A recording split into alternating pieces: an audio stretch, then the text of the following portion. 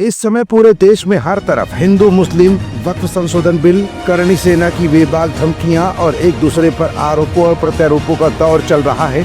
ऐसे में कभी समाजवादी पार्टी के राज्यसभा सांसद रामविलास सुमन राज्यसभा में बड़ा बयान देकर पूरे देश की राजनीति को घुमा कर रख देते हैं, तो कभी उनके जवाब में करणी सेना आगरा जाकर हुंकार भरती दिख जाती है। कभी अखिलेश यादव को जान से मारने की धमकियां मिलती हैं, तो कभी समाजवादी पार्टी करणी सेना को योगी सरकार की ट्रूपर सेना करार देते दिख रही है। इस बीच बांग्लादेश और पश्चिम बंगाल के मुर्शिदाबाद में हिंसा को लेकर अब राजनीति हिंदू बनाम मुस्लिम के साथ साथ दलित एजेंडे की तरफ भी रुख करती दिख रही है। आखिरकार योगी आदित्यनाथ ने मंच से बांग्लादेश में हिंदुओं पर हो रहे अत्याचार को दोबारा क्यों दोहराया? हिंदुओं के साथ साथ योगी सरकार में दलित एजेंडा इस समय क्यों सुर्खियों में बन रहा है? और क्या 2027 के चुनाव से पहले उत्तर प्रदेश की तमाम विधानसभाओं में ध्रुवीकरण की राजनीति को तेजी मिलती दिख रही है?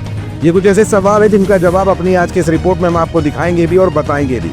दरअसल आगरा में मंच से योगी आदित्यनाथ ने एक बार फिर बांग्लादेश में हो रही हिंसा के लिए वहां की सरकारों को जिम्मेदार ठहराया और भारत में विपक्ष की बोलती को बंद करते हुए योगी ने कहा कि इस पूरे मामले में समाजवादी पार्टी, कांग्रेस और सभी दल चुप क्यों बैठे हुए हैं, जबकि भाजपा ही इकलौती ऐसी पार्टी है जिसने दलित हिंदुओं पर हो रहे बांग्लादेशी अत्याचार पर बगावत का बिगुल फूंका है। आपने बांग्लादेश के पर हुए अत्याचार को देखा होगा। कांग्रेस मौन, समाजवादी पार्टी मौन, पीएमसी मौन, आरजेडी मौन, अन्य बल मौन। केवल भारतीय जनता पार्टी ने कहा था कि बांग्लादेश के हितों पे अत्याचार नहीं होना चाहिए। ये बांग्लादेश से हितू कौन है? बहनों और भाइयों, ये सभी दलित हिंदू है, दलित हिंदू है। ये वहां पर है रह गए हैं। लगातार उनकी संख्या कम हो रही है, लेकिन चूंकि वह पीड़ित हिंदू इनका वोट बैंक नहीं है, इसलिए उसके पक्ष में लोग आवाज नहीं उठाएंगे, उसके लिए नहीं बोलेंगे।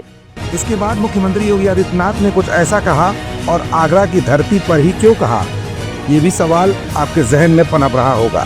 दरअसल आगरा से ही दलित राज्यसभा सांसद रामविलास सुमन आते हैं और उन्होंने ही राज्यसभा के अंदर राणा सांगा को लेकर विवादित बयान दिया था, जिसके बाद करणी सेना ने आगरा में उत्पात मचाया।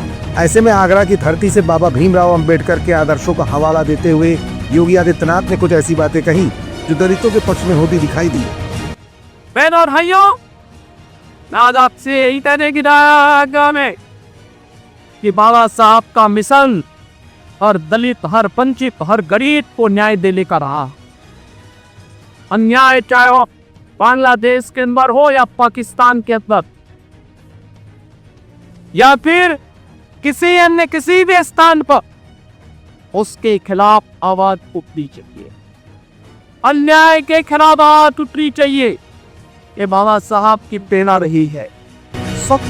तो अभी आपने सुना कि मुख्यमंत्री योगी आदित्यनाथ आगरा से बार बार अपने भाषण में बाबा भीमराव अंबेडकर का नाम लेते दिखाई दिए।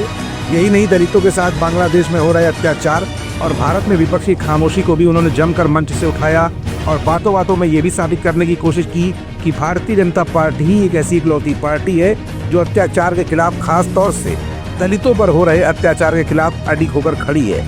मतलब साफ है कि योगी आदित्यनाथ का ये संदेश, जहां एक तरफ विपक्षी खेमे में समाजवादी पार्टी और कांग्रेस के लिए बहुत कुछ कहे गया, तो वहीं बातों ही बातों में दलितों के समर्थन में योगी आदित्यनाथ ने खुलकर बाबा भीमराव अंबेडकर के सिद्धांतों का बखान किया है, और वो भी आगरा से क्यों।